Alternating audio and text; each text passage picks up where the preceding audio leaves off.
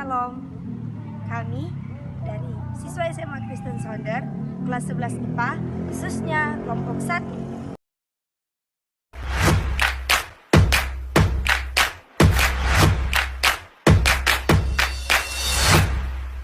Kekuasaan Kongsi Dagang VOC.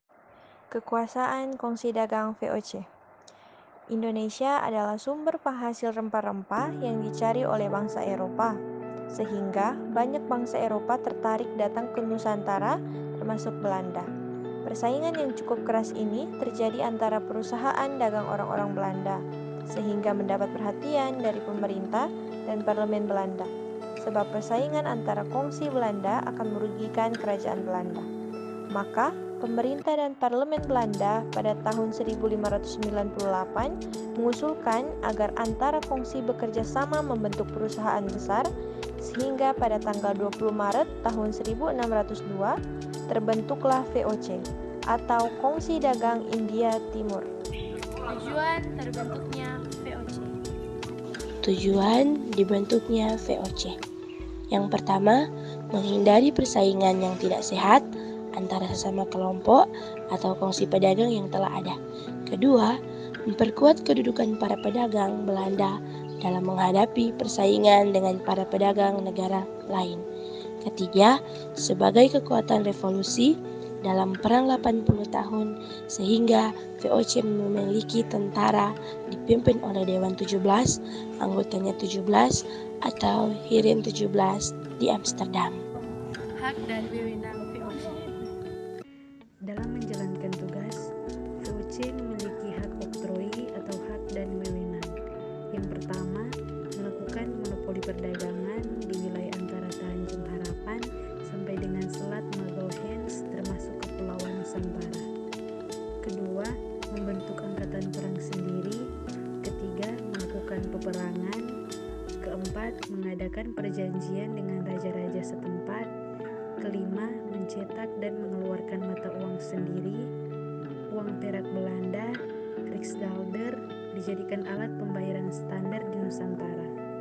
Pada tahun 1727, VOC mengedarkan duit, uang tembaga recehan untuk menggantikan casi Cina. Keenam, mengangkat pegawai sendiri. Ketujuh, memerintah di negeri jajahan. Kedelapan, karena Dewan 17 berkedudukan di Amsterdam ini tidak efektif, maka diciptakan jabatan baru tahun 1610, yakni jabatan Gubernur Jenderal tertinggi yang bertugas mengendalikan kekuasaan di negeri jajahan VOC. Yang pertama menjabat adalah Pieter Both. Kesembilan, dibentuk juga Radvan Indi, Dewan Hindia, yang untuk memberi nasihat dan mengawasi kepemimpinan Gubernur Jenderal. Gubernur Jenderal VOC. Gubernur Jenderal VOC antara lain yang pertama Pieter Both yang menjabat pada tahun 1602 sampai 1610. Yang kedua, Gubernur Jenderal Gerard Reyns yang menjabat pada tahun 1614 sampai 1615. Dan yang ketiga, Laurens Real yang menjabat pada tahun 1615 sampai 1619. Masa ini berhasil dibangun gedung Mauritius di tepi sungai Ciliwung. Pada awalnya, orang-orang Belanda yang tergabung dalam VOC bersikap baik kepada rakyat Nusantara. Tapi setelah menikmati keuntungan yang melimpah dalam berdagang dan merasakan nikmat tinggal di Nusantara, Belanda semakin bernafsu ingin menguasai Indonesia. Salah satunya, VOC sering melakukan tindakan pemaksaan dan kekerasan terhadap kaum pribumi. Gubernur Laurens Real kemudian digantikan oleh Gubernur Jenderal Jan Pieter Zoon atau disingkat JP Choen, dikenal sebagai gubernur yang berani dan kejam serta ambisius, di mana dia mempersiapkan pasukan untuk menyerang Jayakarta Armada AL dengan 18 kapal perangnya mengepung Jayakarta sehingga Jayakarta akhirnya diduduki oleh VOC. Tanggal 30 Mei 1619, Jayakarta dibumi hanguskan oleh JP Choen dan di atas puing-puingnya dibangun kota baru bergaya kota dan bangunan Belanda yang dinamakan Batavia. JP Coen berusaha meningkatkan eksploitasi kekayaan bumi Nusantara untuk keuntungan pribadi dan negerinya. Jenderal Jan Pieter Coen digantikan. Kemudian JP Coen digantikan oleh Peter de Carpentier. Namun, JP Coen tidak lama saat dia sampai di Belanda, dimintakan kembali ke Batavia untuk menjabat sebagai gubernur kedua kali. Hal-hal lain yang dilakukan oleh JP Coen selama menjabat sebagai gubernur yaitu Raja Pakubuwana II yang sedang dalam keadaan sakit keras dipaksa untuk menandatangani naskah penyerahan kekuasaan Kerajaan Mataram Islam kepada VOC pada tahun 1749. VOC berhasil menguasai Malaka dengan cara mengalahkan Portugis pada tahun 1641. Kerajaan Makassar di bawah Sultan Hasanuddin berhasil dikalahkan setelah terjadi perjanjian Bongaya pada 1667. VOC juga berhasil memaksakan kontrak dan monopoli perdagangan. Perjanjian Bongaya. Perjanjian Bongaya menandai kemenangan VOC atas pasukan Hasanuddin dalam Perang Goa. Tentara VOC yang dipimpin oleh Cornelius Jansen Spelman diperkuat oleh pengikut Aru Palaka serta ditambah dengan orang-orang Ambon di bawah pimpinan Joker van Manipa. Kekuatan VOC tersebut menyerang Goa dari berbagai penjuru hingga pada akhirnya VOC berhasil mendesak pasukan Sultan Hasanuddin. Benteng pertahanan Goa di Somba Opu dan Barobong pun berhasil diduduki oleh pasukan Aru Palaka. Sultan Hasanuddin kemudian dipaksa untuk menandatangani perjanjian Bongaya pada 18 November 1667. Isi dari perjanjian Bongaya adalah sebagai berikut. Pertama, Makassar harus mengakui monopoli VOC. Kedua, wilayah Makassar dipersempit hingga tinggal Goa saja.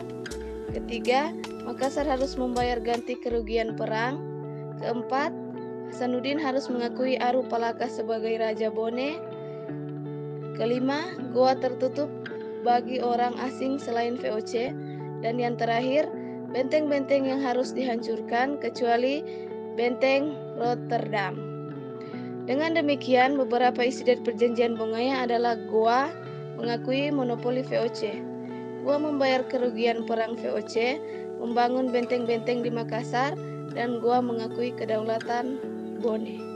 VOC gulung tikar. Yang pertama, pada abad 17 dan 18, VOC mengalami puncak kejayaan. 27 Maret 1749, Parlemen Belanda mengeluarkan UU yang menetapkan bahwa Raja William IV sebagai penguasa tertinggi VOC. Dengan demikian, anggota pengurus Dewan 17 yang semula menjadi pemegang saham sepenuhnya menjadi tanggung jawab raja. Yang kedua, kepentingan pemegang saham menjadi terabaikan dan pengurus sibuk berpikir untuk memperkaya diri. Yang ketiga, VOC sebagai kongsi dagang swasta, keuntungannya semakin merosot. Bahkan, pada tahun 1673, VOC tidak mampu membayar dividen atau pembagian laba atau hasil yang dibayarkan kepada pemegang saham berdasarkan jumlah saham yang dimiliki. Dividen yang dibagikan bisa berupa uang tunai maupun saham. Ini adalah cikal bakal kehancuran VOC. Yang keempat, para pejabat VOC yang gila hormat, cenderung feodal bila bertemu dengan para pejabat VOC beserta keluarga-warga keturunan Eropa harus menundukkan kepala, dan warga bukan Eropa harus menyembah. Kemudian, diatur lagi dalam Ordonansi 1754 tentang kendaraan kebesaran, misalnya kereta ditarik dengan 6 kuda. Hiasan berwarna emas dan kusir orang Eropa itu untuk gubernur jenderal, namun untuk anggota Dewan Hindia, kereta ditarik dengan 4 kuda dan hiasannya warna perak. Dan juga adanya sistem hadiah dan upeti. Yang kelima, para pejabat suka berfoya-foya. Yang keenam, sistem upeti dari pejabat bawah ke pejabat atas. Yang ketujuh, sistem KKN untuk menjadi karyawan VOC dengan cara menyogok. Itulah yang menyebabkan VOC bangkrut. pada tanggal 31 Desember 1799, VOC dinyatakan bubar dan semua hutang piutang diambil alih oleh pemerintah Belanda.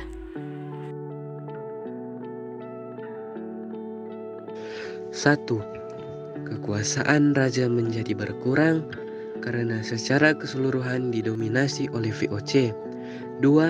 Wilayah kerajaan menjadi terpecah belah sehingga menyebabkan munculnya penguasa baru di bawah kendali VOC.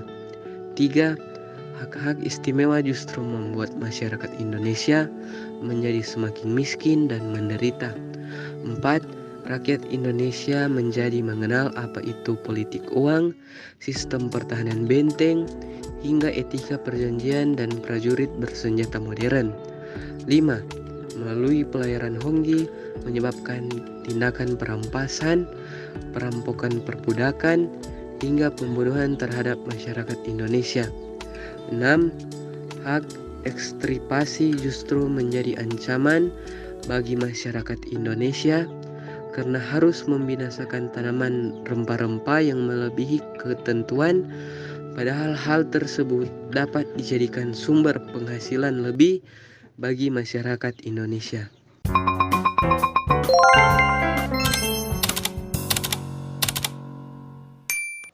Sekian untuk presentasi dari kami. Tuhan Yesus memberkati.